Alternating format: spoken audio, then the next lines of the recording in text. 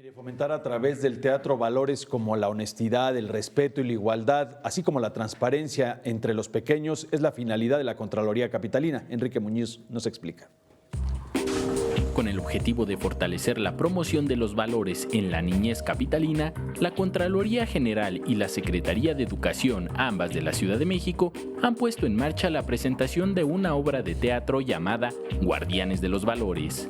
Los objetivos básicos de este programa es infundir en los alumnos de primaria del programa Salud Arte del Gobierno de la Ciudad de México valores importantes para tener conductas preventivas, ser guardianes de valores y sobre todo convertir a nuestros niños en chiquicontralores.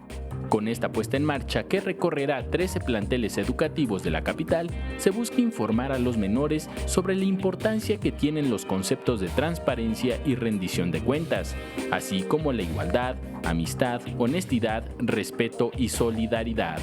Tenemos que vincular los esfuerzos artísticos, ¿no?, que se dan a través de la música, del acordeón, del teatro guiñol, de la participación activa de los niños, donde se introyectan valores, crecen valores y sobre todo lo hacemos divertido.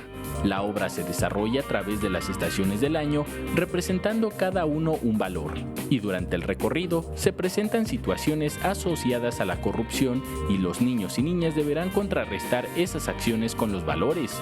Se encuadra perfectamente en el nuevo Sistema Nacional Anticorrupción y es una acción que venimos impulsando de manera conjunta la Secretaría de Educación y la Contraloría. Con imágenes de Javier Cordero, Enrique Muñiz, 21 Noticias.